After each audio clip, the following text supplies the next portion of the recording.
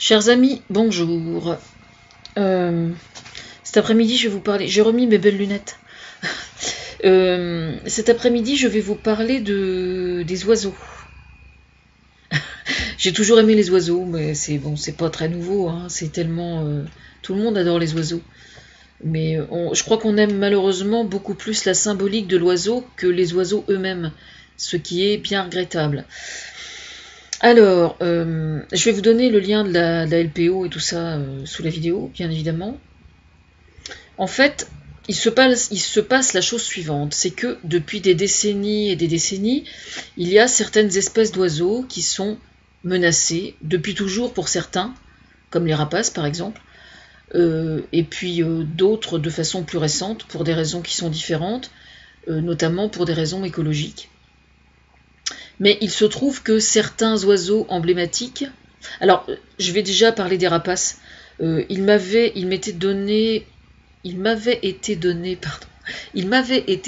il y a une quinzaine d'années, d'assister à un spectacle dans un des zoos, mais je crois que c'était à Beauval, mais je suis pas sûre. Enfin bref. J'avais assisté donc à un spectacle de rapaces. Vous savez, qui viennent se poser sur le bras et tout. Juste extraordinaire, quoi.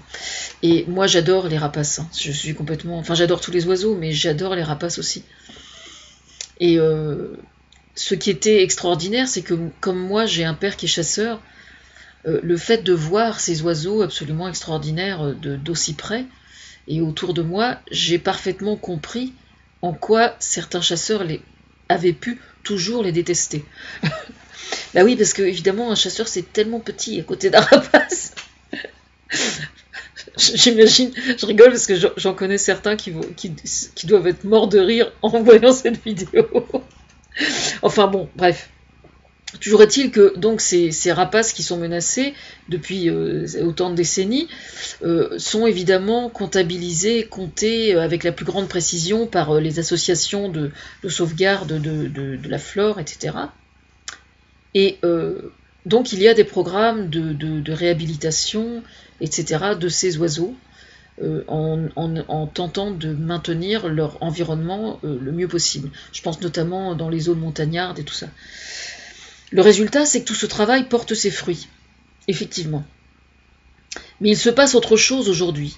C'est que les passereaux, c'est-à-dire les oiseaux les plus courants et les plus ordinaires, entre guillemets, ce qui n'est pas du tout péjoratif dans ma bouche, les hirondelles, les moineaux, enfin les oiseaux les plus ordinaires de nos jardins, eux sont en voie de disparition par contre. Et ça, c'est extrêmement grave. Je souris parce que figurez-vous que j'en avais un dans ma maison qui est mort. Il n'a pas survécu. J'avais essayé de lui donner à manger, j'ai pas réussi à l'attraper et je l'ai retrouvé mort.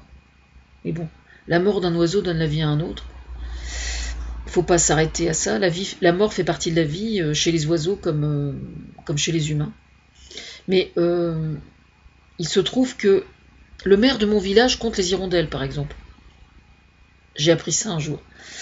Et alors je vais vous raconter une anecdote, pour une fois. C'est pas une bêtise. Hein. Alors c'est intéressant parce que c'était une époque où l'écologie et tout ça n'était pas spécialement à la mode. Mon ancien beau-père était un homme qui avait une enfance extrêmement difficile, enfin, mais c'était un homme extrêmement intelligent et un mec vraiment bien, quoi. Bon, il est mort maintenant, malheureusement, mais il m'avait raconté un truc incroyable. Quand il était enfant, nous ici dans le pays de Caux, on avait dans tous les bâtiments agricoles, certains ont encore cette chance-là, il y avait des hirondelles partout. C'est-à-dire que dès l'instant que vous aviez un garage, un abri pour le bois, un appentis, un bâtiment, il y avait des nids d'hirondelles partout, quoi. Alors il ne s'agit pas des nids d'hirondelles qu'on mange, hein. C'est autre chose, c'est encore... Je vous parle des hirondelles des cheminées, quoi, les hirondelles de chez nous, qui est en voie de disparition aussi. Et je ne sais pas comment ça se fait, il avait réussi à en attraper une, figurez-vous. Et je crois en fait qu'il savait que ça migrait en Afrique et tout ça, et donc il s'est livré à une petite expérience. Tenez-vous bien. Il a attrapé l'hirondelle. Il faut savoir que les hirondelles reviennent au même endroit faire leur nid. Dès l'instant qu'elles ont fait leur nid quelque part et qu'elles n'ont pas été dérangées, eh bien l'année d'après, elles reviennent. Il a donc attrapé l'hirondelle, il a mis un brin de laine à la patte de l'hirondelle, Et puis il l'a laissée mener sa vie normalement sans s'occuper d'elle. Eh bien, l'année d'après, l'hirondelle est revenue. La même hirondelle avec son brin de laine. J'ai pas dit son bas de laine, j'ai dit son brin de laine. Et enfin voilà. Moi j'avais trouvé ça vraiment super parce que comme c'était quelqu'un qui avait une enfance vraiment complètement pourrie, j'essayais de l'imaginer adolescent se raccrocher au fait d'avoir fait ça en fait pour sortir la tête de l'eau quoi. Et c'est juste extraordinaire à quel point la nature justement est capable de nous donner des moyens de ne pas sombrer quelquefois. C'est ça qui est vraiment génial quoi. Et donc en fait ce qui se passe aujourd'hui c'est que ces passereaux sont en voie de disparition. Mais c'est vraiment inquiétant apparemment. Hein. Je sais plus, j'avais vu les chiffres. Je vais mettre les liens de la LPO, mais je crois qu'il y a une baisse de... Je me demande si c'est pas d'un tiers. Les chiffres ont dû baisser d'un tiers depuis quelques années, ou quelque chose comme ça. Donc c'est vraiment extrêmement inquiétant. Alors d'où est-ce que ça vient ? Eh bien ça vient de l'industrie de l'industrie agricole. Parce que par définition, quand vous avez sur une ferme qui fait une centaine d'hectares, où on a supprimé la totalité des haies, des bosquets, des bois, etc. Quand vous allez dans la Beauce, par exemple, bah, c'est sûr que nous ici, on a le même problème quand on va vers la mer, hein, en Seine-Maritime. Quand on va vers la mer, du côté de Doudeville, etc., vous avez des énormes superficies de terres cultivées où il n'y a plus le moindre bosquet ou la moindre haie. Alors je tiens quand même à préciser que le département et la région subventionnent les replantations de pommiers, de haies, bocagères, etc. Il y a des critères précis à respecter, hein, c'est évident. Mais donc il y a une volonté politique sur le plan régional de corriger ça maintenant, mais malheureusement les conneries qui ont été faites au moment du remembrement, ça peut pas se corriger comme ça. Alors ce qui est souhaitable de faire en fait, c'est que déjà dans un premier temps, c'est qu'en tant que particulier, il n'est pas nécessaire d'avoir énormément de superficie, je veux dire, pour faire quelque chose pour les oiseaux. Vous pouvez très bien acheter, faire des nids. Bon, je vais mettre aussi, tiens, les coordonnées de l'association. Je rigole parce que j'ai vu les mecs à l'exposition d'automobile. C'était où, merde. Au Parc Expo à Rouen. Au Parc Expo à Rouen, il y avait évidemment le chêne d'Allouville qui était là-bas. Vous pensez bien qu'ils m'attendaient de pied ferme, les gars. Et donc, ils m'ont montré un truc marrant. Ils font des bon, c'est pas extrêmement esthétique, hein, on est bien d'accord. Bon, ils font des mangeoires à moineaux avec des bouteilles de lait. C'est quoi cette bouteille de lait? C'est quoi cette bouteille de lait? Cette bouteille de lait, c'est... Nous disions donc. Nous disions donc... Donc oui, ils font des mangeoires pour les moineaux avec de simples bouteilles de lait qui sont suspendues dans les arbres. Alors, si vous voulez que ce soit moins moche, vous pouvez très bien acheter de la peinture et puis la peindre avant d'utiliser, quoi. En fait, il s'agit simplement d'ouvrir une fenêtre sur le côté et puis l'oiseau vient se percher sur le bord et vient manger. Voilà. Alors, quand on a la chance d'avoir un jardin, c'est vrai que plus vous avez une palette large de végétaux et de fleurs, plus vous avez de chances d'accueillir une flore d'une part, qui va générer une faune plus diverse. C'est vraiment quelque chose d'important. Voilà. Moi, j'avais un oiseau qui était en voie de disparition, qui était venu me voir là, il y a quelques mois. Je les avais appelés d'ailleurs. Je suis pas sûre, je crois que c'était un bouvreuil, mais je suis pas sûre. C'était un oiseau que j'avais jamais vu de ma vie. Je vais aller fouiller parce que je me souviens, je suis pas sûre du nom. Je suis plus sûre du nom. Mais alors moi, pour information, ici, j'espère que la succession de mon père va se régler et je récupère donc un bois et un herbage et j'ai un projet ici à côté de ma maison. J'ai un projet très précis et on m'a fait savoir que je pouvais présenter mon projet et que j'allais effectivement pouvoir éventuellement être aidé financièrement pour le réaliser. Depuis le temps que j'attends. Voilà. Alors, il faut savoir que le fait de... En fait, le truc qu'il faut vraiment prendre conscience, qui est vraiment très important, c'est que, de grâce, quand vous construisez une maison, évitez la haie de tuya, quoi. C'est vraiment... c'est pas un truc, c'est pas une plante de chez nous, déjà pour commencer. Il faut savoir que quand vous plantez une haie de thuya, en plus vous avez quand même à l'intérieur facilement plus de 2 mètres à l'intérieur du terrain où vous pouvez absolument pas cultiver parce que les racines sont très courantes le long de la surface du sol, ce qui fait qu'en fait vous pouvez pas passer les outils ni quoi que ce soit. Donc ça c'est un vrai problème aussi. Enfin c'est de la merde, le thuya c'est de la merde, c'est un peu comme les œillets d'Inde quoi. J'ai du mal à raccrocher les wagons côté côté jardin, mais c'est clair pour dire du mal des thuyas et des œillets d'Inde en randonnion, je pense que normalement je devrais y arriver, ça va se faire. À part ça j'ai reçu les graines de Magnolia grandiflora que je n'ai pas encore semées, mais ça va venir. Alors je précise que j'ai une petite, j'avais acheté je sais plus où. Chez Briand peut-être, je sais plus, je peux citer des noms pour une fois. Il s'agissait de... Parce que moi je suis une mère bouture. Je suis une mère semi et bouture. Je bouture un peu n'importe quoi. Le seul truc où je suis vraiment nulle en reproduction, c'est les greffes. Les greffes, je suis nulle en greffe. Je suis nulle en greffe. Voilà. Mais par contre, tout ce qui est bouture, je me démerde vachement bien.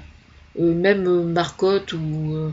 je n'irai pas jusqu'à dire que je bouture un peu n'importe quoi, mais si on peut dire ça, que je bouture n'importe quoi. C'est-à-dire que quand j'ai un pot, par exemple devant ma maison, un pot de pélargonium ordinaire, que j'ai piqué une bouture quelque part, au hasard, comme ça, je récupère des boutures et j'en colle partout, quoi. Voilà, c'est comme ça. Alors, pour information, je suis la fille de mon père, et mon père faisait ça tout le temps, tout le temps, tout le temps, tout le temps. Les 10 dernières années de sa vie, il a passé un temps absolument incroyable à faire des boutures de rosiers partout dans la région. Là. Au bord de son bois, il y a plein de boutures de rosiers. Ici, au bord de la haie, là, parce que c'était un copain à lui qui habitait cette maison et qui l'a retapé. Donc il y avait plein de boutures de ces rosiers à lui. Voilà. Alors avec des vieilles variétés, style Pink Guntendorf. Alors pendant que j'y suis, je vais pousser une gueulante. Là, j'aimerais bien récupérer mon émission sur France Inter. Je vais faire ma malheureuse. Je voudrais récupérer mon émission sur France Inter qui est sur mon ancien jardin. Et puis bon, pendant que j'y suis, parce qu'évidemment, comme on parle de la princesse Turza dans cette émission de radio qui s'appelle Tous Explore avec Philippe Debrenne sur France Inter, c'était pendant l'été 2004. Voilà. Et le hasard, curieux hasard, a fait que ce midi, en allant chez ma maman, je suis tombée sur un petit reportage au sujet de l'église de Varangeville-sur-Mer. Donc, à 2 pas du Fardailly et du jardin de la princesse Turza.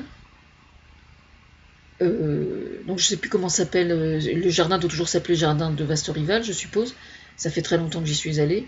Et donc, cette église a besoin d'argent pour être restaurée, visiblement. Alors moi, je propose au maire, là, qui était en train d'expliquer, d'ouvrir tout simplement un truc sur My Major Company ou quelque chose de ce style. Et puis moi, je vais récupérer le lien. Et puis on va trouver de l'argent, quoi. Moi, je trouve tout à fait normal de mettre la main au porte-monnaie pour sauver le patrimoine de ma région. Enfin... En ce qui me concerne, je risque pas d'en faire trop pour l'instant, à part une vidéo, mais parce que je peux pas faire autrement. Enfin même, de toute façon, je suis du genre très raisonnable, parce que comme il faut que je donne pour beaucoup de monde, par définition, je peux pas donner grand-chose, quoi. Mais je donne mon énergie, ce qui est déjà pas mal. Voilà. Alors je n'ai qu'une hâte, c'est de retourner voir le jardin de Vastorival. Un jour, on m'avait invité là-bas. Bon, c'était pas la princesse, quand même, faut pas exagérer non plus. Mais le jardin de la princesse, je vais en parler un petit peu. Le jardin de la princesse, en fait, j'avais dû le visiter 4 ou 5 fois, à peu près. Alors, je ne sais pas du tout quelle politique ils ont maintenant. La princesse Turza, elle, avait une politique assez sélective. Le prix de la visite était très cher. Et donc, il y avait une sélection, évidemment. Alors ça passait très mal aux yeux de certains, chose que je peux parfaitement comprendre. Moi personnellement, comme j'étais vraiment mordue, je trouvais cohérent de faire le sacrifice, parce que c'est vrai que j'y trouvais beaucoup plus que quelqu'un d'autre aussi, parce que je lui tirais tellement les verres du nez pendant toute la visite qu'elle était rentabilisée très largement, quoi, en fait. Voilà. Donc je sais pas du tout ce que sont devenus tous les jeux. Je me souviens qu'à l'époque, la dernière fois que j'avais visité le jardin, ça devait être, je sais pas, un an ou deux peut-être avant son décès, il y avait toute une zone où elle avait reçu les dernières obtentions des derniers érables du Japon. Parce qu'évidemment, vu la notoriété mondiale qu'avait cette femme, cette jardinière émérite, tous les obtenteurs, horticulteurs obtenteurs du monde entier qui avaient des nouvelles variétés, lui offraient carrément les variétés. Et elle nous avait dit, bon alors c'est que des noms japonais et tout, elle dit, oh, je m'emmerde pas avec ça, qu'elle nous avait dit, enfin avec son accent norvégien évidemment, elle nous avait dit, je m'embête pas avec ça, quoi. Mais c'était extraordinaire de voir cette femme qui était quand même extrêmement âgée, qui avait plus de 90 ans, qui était toujours quand même très verte, hein, dans sa tête, et qui plantait les érables du Japon à l'époque faisaient 50 cm de hauteur, quoi, grand maximum. Hein. Donc ils étaient plantés à, je sais pas, 5-6 mètres les uns des autres à peu près. Et donc c'était la dernière zone de plantation qu'elle avait faite. Et c'est vrai que quand on a un jardin de collection, quand on plante des arbres et qu'on s'intéresse aux arbres, on plante les arbres pour les générations d'après, on ne les plante pas pour soi, hein. On est bien d'accord. Surtout quand on a 50 ans. Mais quand on en a 90, encore plus, bien évidemment. Mais moi, je considère que planter un arbre, de toute façon, c'est... quand on plante un arbre, même s'il ne fait que 20 ou 30 cm, j'ai dit bien 20 ou 30 cm, par définition, c'est le fantasme de l'arbre adulte qui nous nourrit au moment où on le visite, où on le plante, où on le soigne. Donc moi, enfin pour moi c'est juste quelque chose de tellement naturel de planter un arbre que je comprends pas trop comment les gens peuvent faire qu'on plante pas. En fait, enfin voilà, c'est comme ça. Donc voilà, moi je conseille au maire de Varengeville-sur-Mer d'ouvrir un truc sur My Major Company, et puis moi je mettrai le lien sous ma vidéo. Voilà. En fait, pourquoi je vous parle de ça? Je sais plus. Je suis partie sur un autre sujet, mais je sais même plus sur quoi j'avais commencé la vidéo. Bon, c'est pas grave. Si, c'était pour les oiseaux. Voilà, c'était pour les oiseaux. Alors à l'époque, la princesse Surza avait un souci, c'est que elle avait des chevreuils qui venaient lui manger les arômes, notamment les arômes panachés. Parce qu'évidemment, quand il gèle, le gibier manque d'eau quelquefois quand il gèle trop fort l'hiver, et donc quand ils viennent manger les bulbes, ben, ils trouvent un peu ils mangent les bulbes, quoi. Et donc elle s'était arrangée justement avec la fédération des chasseurs de Haute-Normandie, et ils avaient convenu qu'ils allaient mettre des caisses de pommes tombées. Et en fait, en disposant dans son jardin des caisses de pommes tombées, eh bien, les chevreuils mangeaient ces pommes, et du coup n'abîmaient plus du tout le jardin. Comme quoi, les chasseurs sont les amis des jardiniers, pour peu qu'on y mette un peu de bonne volonté. Je tiens juste à rappeler que les chasseurs, en fait, j'entends les bons chasseurs, connaissent la faune et la flore beaucoup mieux que bien des gens qui ne font que se promener dans la nature quand il fait beau. Les chasseurs sont par exemple les seuls à arpenter la nature quand il fait vraiment un temps dégueulasse l'hiver, par exemple. Alors qu'il est quand même très rare que des gens se promènent dans la nature quand il pleut, il vente, etc., etc. Donc ils voient des choses très probablement que d'autres ne voient pas.